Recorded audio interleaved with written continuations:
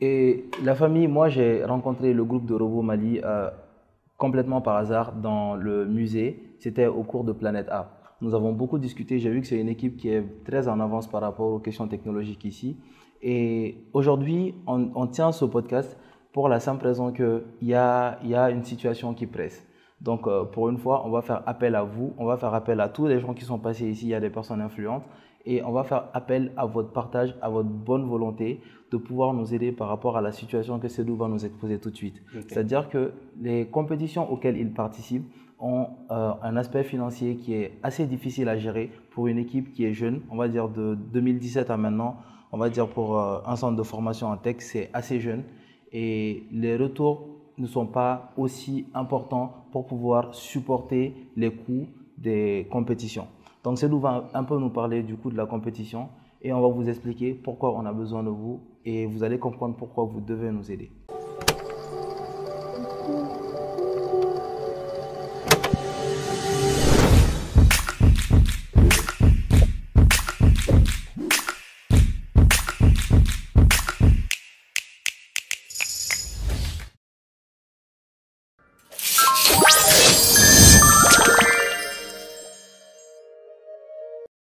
Salut à tous, Captain Mali, encore pour vous. Alors, nous sommes dans une escapade, mais qui est vraiment urgente, rapide, aussi intéressante que tout ce qui a été dit ici. Alors, nous sommes avec Cédou. Cédou, j'aimerais que tu te présentes, qu'on aille droit au but cette fois-ci. Okay. Merci beaucoup, merci de m'avoir invité sur ce plateau. Je suis Cédou Katikon, je suis le cofondateur du Centre Robo Mali. Le Centre Robo Mali. Alors, c'est quoi le Centre Robo Mali? Robo Mali, c'est un centre qui initie les enfants, les étudiants, les élèves dans le domaine de la robotique et de l'intelligence artificielle.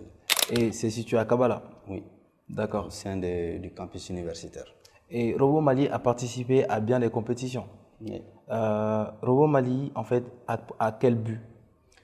Robo Mali, en dehors de la compétition, Robo Mali, c'est une structure qui forme et non seulement qui donne des opportunités aux élèves, surtout quand je dis aux élèves, peut-être ici au Mali c'est un peu difficile à un élève, une fois arrivé à l'université, qu'est-ce que je vais faire? Mais nous avons vu maintenant, essayer maintenant de voir avec ces élèves-là depuis le bas âge, essayer de les orienter dans le domaine de la technologie, dans le domaine des nouvelles, de la science. Et de nouvelles technologies? Oui, et de nouvelles technologies. D'accord. Vous existez depuis quand? Et Robo Mali existe depuis 2017. D'accord. Donc, on est allé à Kabbalah début 2018. D'accord. À travers l'accompagnement du ministère de l'Enseignement supérieur et de la Recherche scientifique. D'accord. Robo Mali, c'est l'initiative de qui? Robo Mali, c'est l'initiative de moi, de Michael, qui est le cofondateur, qui est le président même des actions administratives. Donc, du coup, tout ce qui est recherche dans le domaine de l'intelligence artificielle. Donc, Michael est le responsable de tout ça. Donc, nous avons travaillé, on s'est connus depuis 2014, il faut le dire depuis maintenant. C'était aussi dans un nouveau programme, qui était dans les STEM. D'accord. C'est là-bas où j'ai connu. Le STEM, c'est? STEM, c'est sciences, technologie, ingénierie et mathématiques. D'accord. Donc, j'ai connu Michael à travers maintenant cette activité qui a débuté depuis 2014 au Mali. De 2017 à aujourd'hui, combien d'étudiants avez-vous formé? Je peux dire que nous avons touché plus de 10 000. 10 000 étudiants? 10 000 étudiants et formé plus de 6 000. Donc, toucher directement pour vous, ça signifie quoi? Former directement et toucher indirectement, c'est? Mais quand je dis toucher, toucher c'est partout, sur toute l'étendue du territoire national. C'est pas Bamako ici seulement. D'accord. Donc, à travers maintenant les réseaux, on est suivi par des jeunes, par des élèves et tout, même des chefs de famille, des parents d'élèves et tout. Donc, nous avons touché plus de 10 000, je peux dire, et nous avons formé directement, et c'est plus de 7 000. D'accord. 7 000 étudiants? 7 000 étudiants et élèves. D'accord. Étudiants et élèves. Apprenants, on va dire. Oui. Quelle est la tranche d'âge de vos apprenants? Ça, nous, on commence à partir de 10 ans. D'accord. De 10 ans jusqu'à l'université, jusqu'à 25 ou 30 ans. Oui. Et quand vous avez commencé cette initiative, quel était votre départ financier?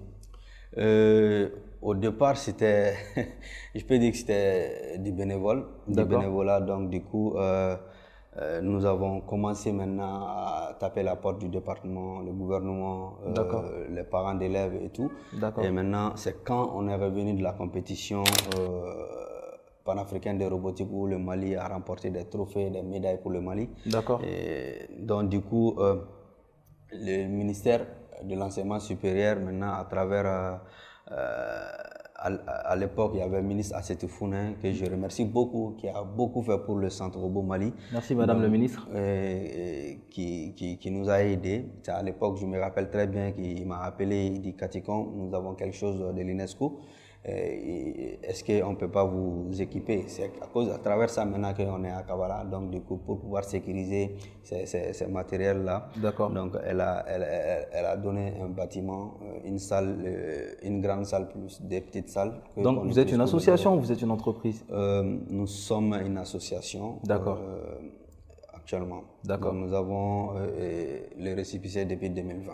D'accord. Donc, et avant ça, donc si je comprends bien, vous avez préfinancé avant d'avoir l'appui du gouvernement et de l'UNESCO pour pouvoir arriver là où vous êtes. Voilà, nous avons commencé nous-mêmes parce que si vous voulez demander à quelqu'un de vous aider, il faut que la personne trouve aussi que vous avez commencé quelque chose. Donc, le ministère a vu en nous que nous avons pu faire quelque chose. Et ils nous ont aidés, ils nous ont appuyés en nous donnant maintenant des kits à travers UNESCO. UNESCO a donné des kits à Robot Mali à travers le ministère de l'Enseignement supérieur.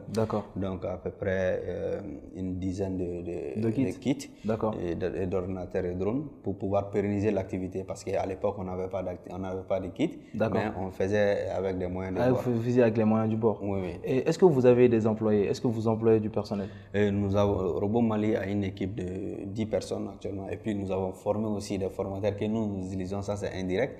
Et ils sont au nombre de 20. Donc vous êtes une équipe de 30 personnes que vous payez? Oui, 30 personnes, mais il y a 20 qui est permanent, pas permanent. Ça, c'est juste, comment dirais-je, temps partiel. À temps partiel? À temps partiel, ils sont au nombre de 20 qui sont des formateurs. Donc vous faites appel à eux quand le besoin est? Voilà. Donc si nous avons des programmes, si nous avons des activités aux alentours de Bamako ou à l'intérieur de Bamako, donc ils sont là pour aider. Surtout quand nous faisons nos activités de vacances, les camps STEM et robotiques que nous formons aussi à peu près. Chaque vacances, on a à peu près une centaine d'élèves pour le programme. Est-ce que vous arrivez à être autonome? Bon, je dirais pas à 100%, mais à l'heure où nous sommes actuellement, on essaie maintenant de... Vous tendez vers l'autonomie? Oui. D'accord. Quel est le type d'activité que vous organisez ici au Mali? Le type d'activité, je vais dire ça maintenant, nous avons à peu près 4 volets. Donc quand je dis 4 volets, le premier volet, ça c'est la formation des formateurs. La formation des formateurs, ça c'est un. Nous avons aussi le programme d'initiation des élèves et étudiants, ça c'est 2. Troisième, ça c'est la recherche. On fait beaucoup de recherches sur la robotique et de l'intelligence artificielle. 4, ça c'est des compétitions. Les compétitions où nous partons pour honorer le pays.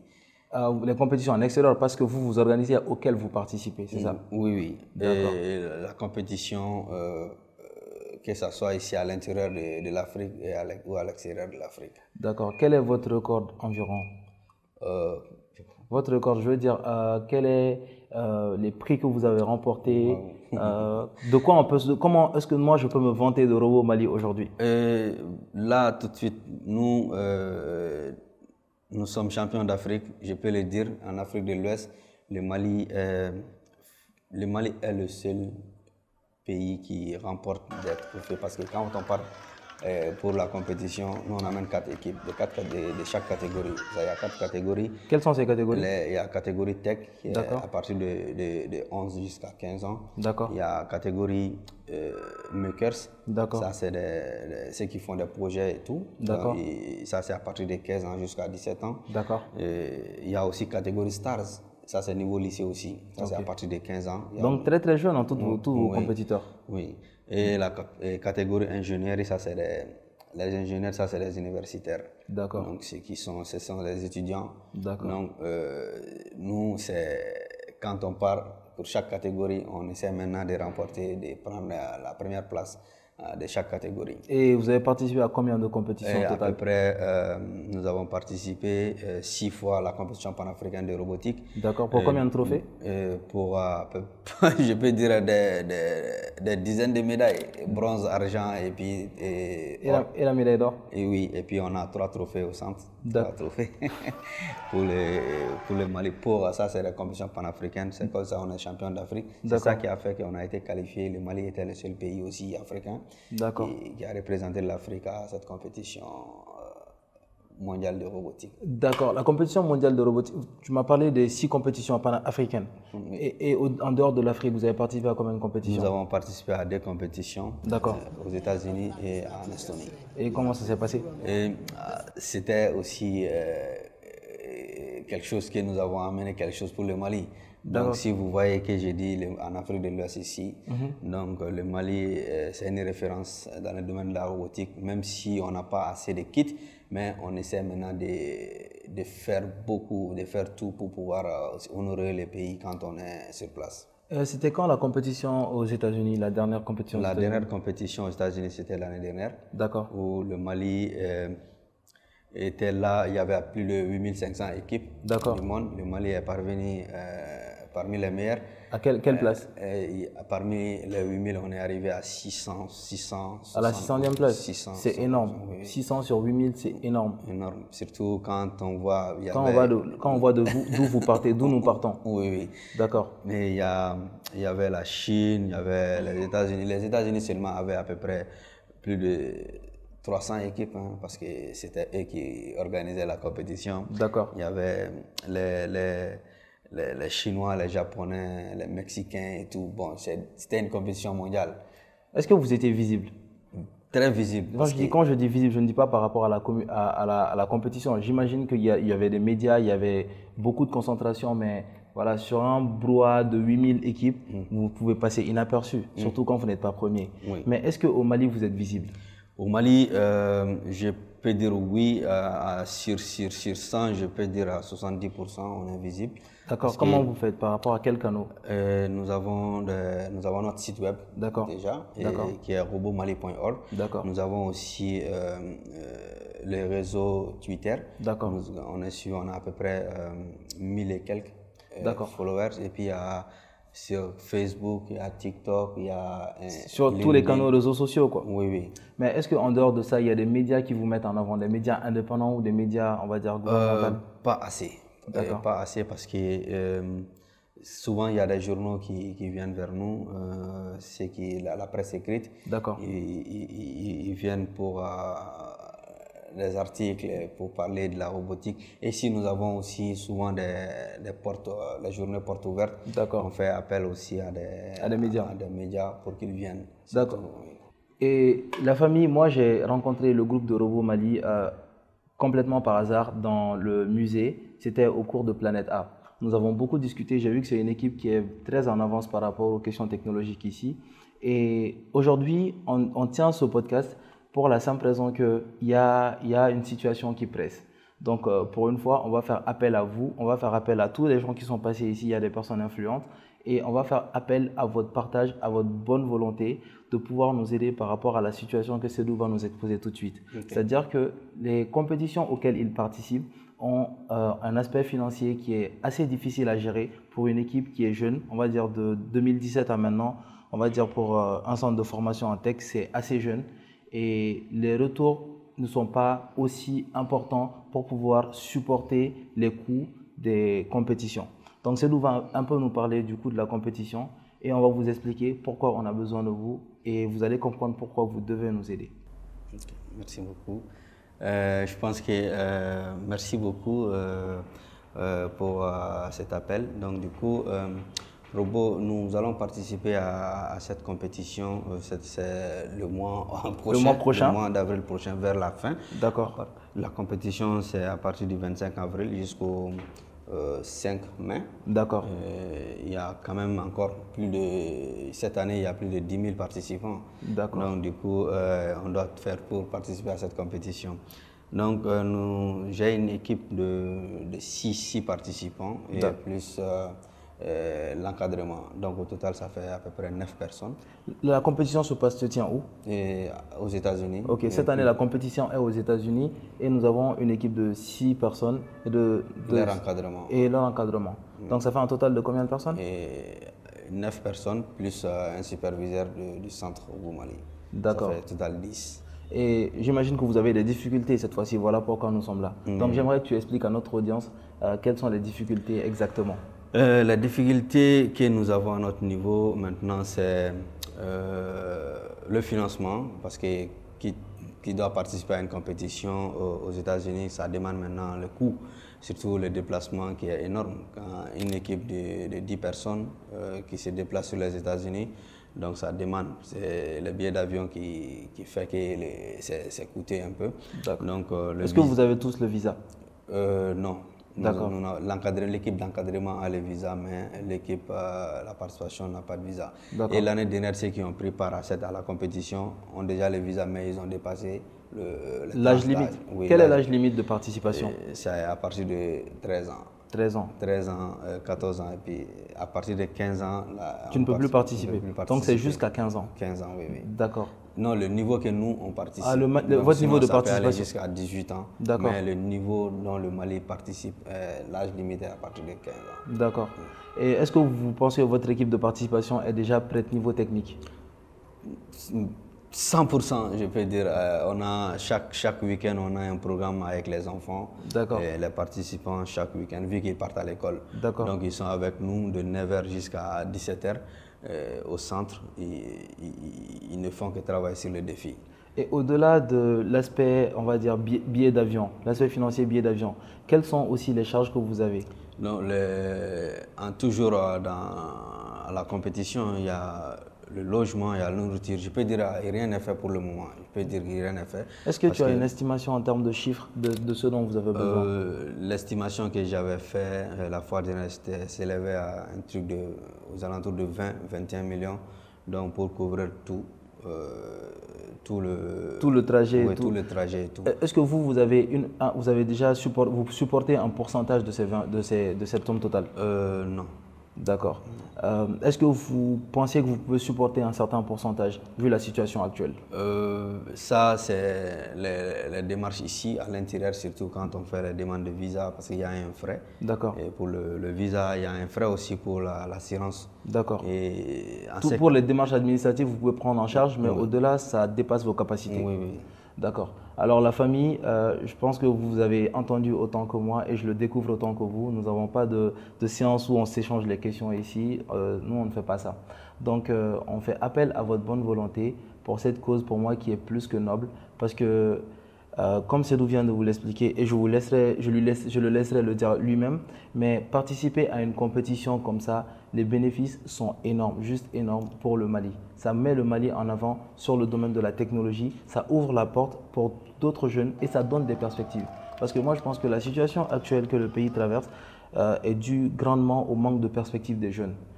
Je dois étudier, il y a de plus en plus de culture populaire qui fait croire aux enfants que ce n'est pas la peine d'aller à l'école, les diplômes, ça ne compte pas. Mais Seydou et Robo Mali, c'est des structures qui nous donnent l'espoir que les jeunes peuvent avoir des perspectives. Et d'autres jeunes, voyant ces jeunes-là aller aux États-Unis, faire des robots, s'investir dans la tech, peuvent être poussés également à aller dans ce sens-là. Et on peut espérer sur un développement technologique certain du Mali. Oui. Le fait même de participer à ces compétitions-là, c'est des opportunités. Parce que depuis la création du Centre Robo Mali jusqu'à nos jours, maintenant, nous avons créé des opportunités auprès des élèves étudiants. Nous avons envoyé 2 élèves à Accra qui ont fait des programmes African Leadership Academy, ça c'était à Johannesburg. D'accord. Qui ont eu maintenant des formations de base, surtout dans le domaine de la robotique et de l'intelligence artificielle. Actuellement, il y a un qui est à Accra il fait l'université à une bourse, qui est à une université à Accra de l'intelligence artificielle. Il fait beaucoup de recherches sur ça. Il y a un qui est à Michigan, aux États-Unis, qui était même les premières personnes, les premiers participants de la compétition de Robo Mali. D'accord. Nous avons aussi, côté formation, les formateurs, nous avons aussi eu des opportunités pour 2 et 3, disons, une dame et 2 messieurs. Un aux États-Unis à travers maintenant le Fulbright, qui fait maintenant sa thèse en intelligence artificielle langue nationale. D'accord. Donc, il y a un qui a eu un financement pour son projet après l'opportunité que nous avons créée. Donc, il a mis son entreprise sur place, qui a eu un départ de financement de $50,000 donc, pour booster son projet. Il y a la dame qui était à Accra, que nous avons créé l'opportunité, est actuellement la coordonnatrice de la compétition panafricaine de robotique. À travers nous, elle a été visualisée par Parc, compétition panafricaine de robotique. Et actuellement, elle est la coordonnatrice même de cette compétition. Excellent. Moi, ça répond quand même à la question que j'allais te poser tout à l'heure. C'est pourquoi moi, en tant que Malien, je devrais sortir de ma bourse pour vous soutenir? Pourquoi je demande cet appel? C'est pour aider les jeunes. Nous-mêmes qui sommes à Robo Mali, nous avons travaillé dur. Travailler dur à 0 franc parce qu'on croit à ce que nous faisons. Et vous avez du résultat parce que vous avez toutes ces personnes en fait qui ont eu de la lumière grâce à Robo Mali. Voilà, donc, et si je demande maintenant un appel maintenant pour aider le centre à prendre part à cette compétition, c'est pour créer des opportunités, c'est pour ouvrir maintenant d'autres portes à ces jeunes qui n'ont même pas 15 ans. Et qui peuvent maintenant, qui ont des idées de projet, qui peuvent aller loin. Donc surtout à travers ce qu'ils vont acquérir au centre. Nous avons à peu près des milliers de jeunes qui viennent vers nous, qui demandent maintenant est-ce que vous pouvez faire quelque chose pour le centre, est-ce que vous pouvez faire quelque chose pour moi parce que j'ai besoin, je vais intégrer l'équipe. Mais nous, on n'a pas de moyens, on ne peut pas les prendre parce que quand tu prends maintenant un élève à venir de Kabbalah, c'est loin. Donc le trajet même, on demande souvent auprès de l'université de nous donner le bus pour pouvoir faire les trajets à ceux qui n'ont pas assez de moyens. Mais quand on prend le bus, on doit mettre du carburant. C'est vrai que ça demande des frais à tous les niveaux. Mais Seydou, dis-moi, qu'est-ce qui me fait dire, si moi en tant que téléspectateur, je vois cette émission tout de suite, je me dis, qu'est-ce qui fait que moi je peux te faire confiance par rapport à cette cagnotte, exactement? À cette cagnotte, moi je dirais maintenant que l'association. Oui, je pense que si cette personne, parce que nous, s'ils peuvent maintenant, quelqu'un qui donne quelque chose à quelqu'un, il faut qu'il ait maintenant un nez, il faut qu'il ait maintenant. Il faut qu'il ait une surveillance sur ce qu'il donne. Oui, la bonne gestion aussi de ses ressources. D'accord. Donc on a un côté, on a le financier sur place qui pourra maintenant faire un suivi transparent. Un suivi transparent et avec maintenant les documents des justificatifs pour pouvoir donner, même si la personne pourra lui-même dire ok, même si on n'a pas besoin que vous nous donnez de la liquidité, il faut juste maintenant contribuer d'une certaine manière. Maintenant, ce que vous pouvez faire, si vous pouvez prendre les billets d'avion ou bien si vous directement vous-même comme ça, il n'y a pas de j'ai donné l'argent, l'argent est parti là. Donc vous pouvez faire ça directement et si vous allez donner la nourriture, il faut payer et amener, donc du coup je préfère même ça que de donner la liquidité parce qu'en termes d'argent, c'est un peu. Souvent, les gens vont dire ok, j'ai donné ça. Donc, vous allez voir maintenant que si peut-être ils peuvent donner maintenant en pensant autre chose dans la tête. Mais si vous pouvez contribuer directement parce que c'est déjà ouvert, il y a les tickets d'avion, il y a la mobilité à l'intérieur de la ville. Et il y a aussi. Comme j'ai dit, les kits que nous allons utiliser. Donc pour ça. Donc c'est uniquement ça, donc il faut juste aller directement gérer ça et puis nous, sinon s'ils veulent donner aussi de l'argent, il y a quand même le financier là, donc ils peuvent passer directement au financier, donc ils vont gérer tout. Donc, c'est tout. D'accord. Mais qui a lancé la cagnotte? Parce que moi, j'ai pris connaissance par rapport à sur la page 1960 sur Twitter. Je ne vais pas d'habitude sur Twitter, sur X. J'ai juste vu, j'ai dit, ah, ça c'est quelque chose de très intéressant. Si on peut donner notre voix à pousser cette cause-là, ça peut être très intéressant. Alors, le propriétaire de la page 1960, je vais taire son nom, mais il a mis les détails. Vous pouvez voir sur sa page, il a mis les détails de la cagnotte. Et c'est lui qui a lancé la cagnotte ou vous avez lancé la cagnotte ensemble? C'est lui parce que quand j'avais de la difficulté et que j'ai reçu la correspondance du département en disant qu'il y a des difficultés cette année, donc pour prendre en charge cette compétition, je dis ok, et je lui ai fait un appel, il dit ah bon mon frère j'ai besoin de vous, donc il faudra maintenant que vous fassiez quelque chose pour le centre. D'accord. Et nous avons déjà l'invitation de prendre part à cette compétition et il faudra faire quelque chose. Donc il dit, ok, même l'année dernière quand on était sur place, il s'est déplacé de sa ville pour venir nous soutenir à 100%. Donc du coup, il dit que tout ce qu'il peut faire pour aider les centres, s'il le fera. Quelque chose, il le fera.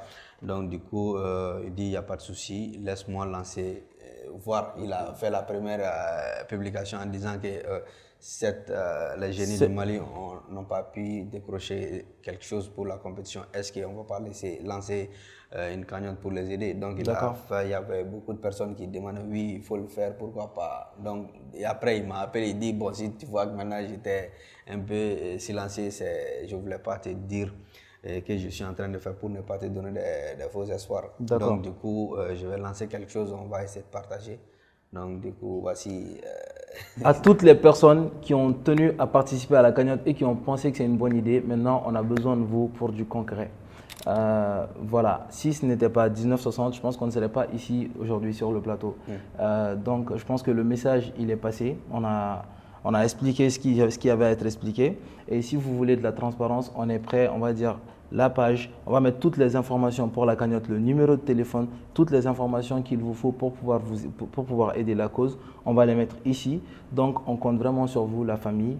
Et sur ce, c'est aussi que tu as un dernier mot. Le dernier mot que j'ai, c'est de remercier tout le monde et toutes les personnes de bonne volonté qui vont maintenant essayer de débloquer quelque chose pour le Mali. Parce que si vous ne faites pas pour Katikon, vous ne faites pas pour Robo Mali, vous le faites pour le Mali. Voilà, vous faites pour le Mali, vous faites pour les enfants ou les élèves du Mali. Donc c'est eux qui sont maintenant le futur dirigeant de ces pays. Donc c'est eux qui sont l'avenir, comme notre slogan le dit, à Robo Mali, la robotique c'est pas un jeu, c'est l'avenir de notre pays. Donc voici le slogan de Robo Mali. Merci beaucoup. Alors merci beaucoup la famille et à une prochaine.